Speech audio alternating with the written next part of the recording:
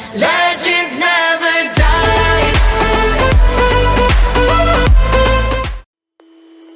Hello, welcome to another video, and today we're going to be discussing about my USMNT Centre Back depth chart post October window. So let's begin. So today we're going to be starting this video with Greg's Centre Back options, but before we continue, I would like to tell you guys to like and subscribe, okay? I'm gonna tell you guys again, it is very important that you guys like and subscribe so you guys can never miss another video. So let's continue. Okay, so today we're gonna be starting off with Greg's Centre Back options, okay? This is Greg's, okay, not my Centre Back options, okay? So the guy you see on screen right over here, yes, let me circle him here. This is Tim Ream, okay? He's one of Greg's favorites, okay? Greg has an unusual obsession over a guy like Tim Ream. I never understood why, but yeah. So his first option should be John Brooks, maybe. I do not know who his first option is. Maybe you could have an argument that it's Miles Robinson since he's playing now more, but I do not know. But still, these are his top two options, okay? And he has it correct, okay? He has it correct. Walker Zimmerman, third option. I do not have way too many issues with this, but really, I think we do have better center back options. Tim Ream at fourth again. Oh, why? Mark McKenzie, he usually selects him. He selected him for the Nations League, but ever since then, he hasn't selected him too much. Mark McKenzie is a player that hasn't impressed me too much. I do not know why. It seems like when he puts on the USMNT shirt, he doesn't seem to perform too good, but still. Chris Richards, I think after this window, he might select him more. I do not know, but hopefully he does. So now, let's go to my center back options, okay? And the guy you see on screen right here, right now, this is a pretty shitty picture, I'm sorry. These are my center back options, okay? So my first two options, again, John Brooks and Miles Robinson. Okay, Chris Richards at third, okay? Chris Richards was way down over here, okay? But I put Chris Richards here, okay.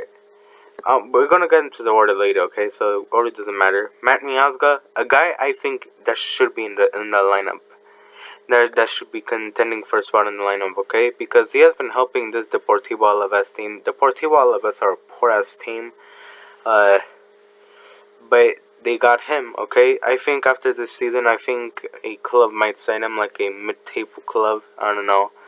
But still, Mark McKenzie, I still put him over a guy like Walker Zimmerman. Or, I don't know. You'll discuss it later in the order, okay? And Cameron Carter-Vickers, okay? So, the only two differences, no Tim Ream, and we include guys like Matt Miazga and Cameron Carter-Vickers, okay? Matt Miazga is performing really good at Deportivo Alaves. I'm sorry you cannot see this. And Cameron Carter-Vickers is performing at the Scottish Premier League for Celtic, okay? And he's as well playing in the Europa League, okay? So, yeah, Cameron Carter-Vickers plays at a similar level like Tim Ream, plays better at it, and he's performing in the Europa League, okay? So yeah, I think these are two reasons why I think he should be over a guy like Tim Ream, okay? Now let's go to my order, okay? So Miles Robinson is my first option, okay? Miles Robinson, okay? And the guy you see on screen right here is my second option, and I think this is Chris Richards, okay? This is Chris Richards, okay? Chris Richards. Chris Richards is someone that I see a lot of future in with the USMNT, okay? For now, I think the partnership should be Miles Robinson and Chris Richards. But in the World Cup, I think it has to be John Brooks.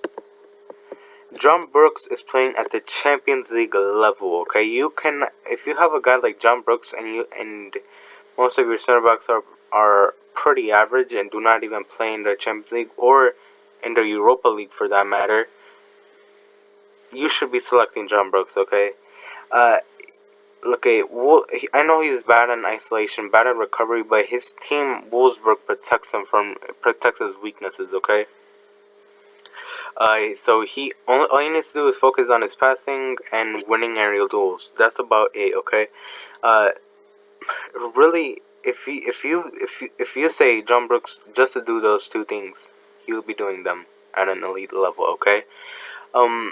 Miles Robinson for me at CONCACAF should be our partnership with Chris Richards.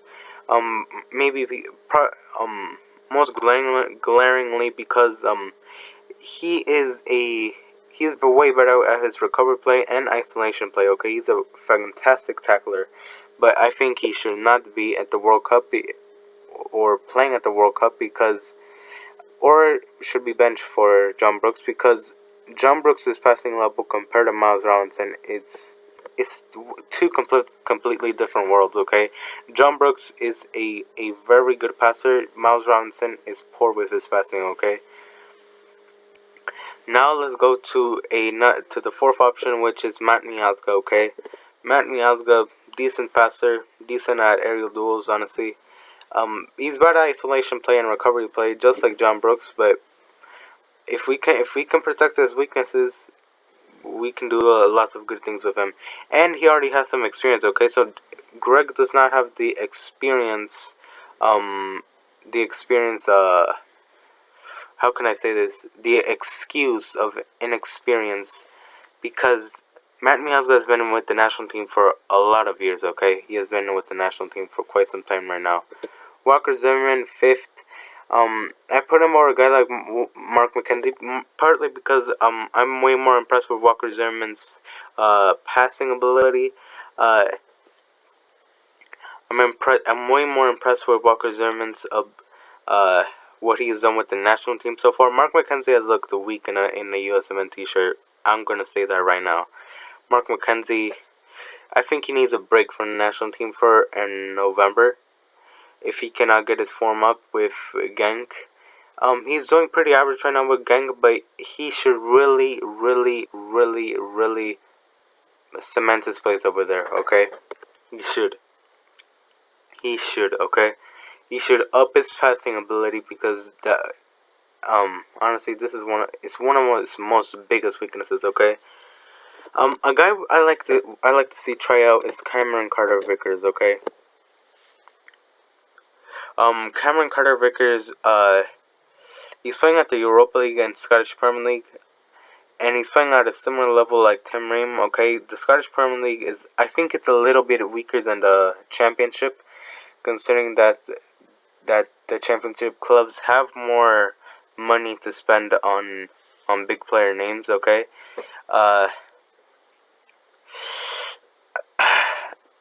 Cameron Carter-Vickers is playing in the Europa League.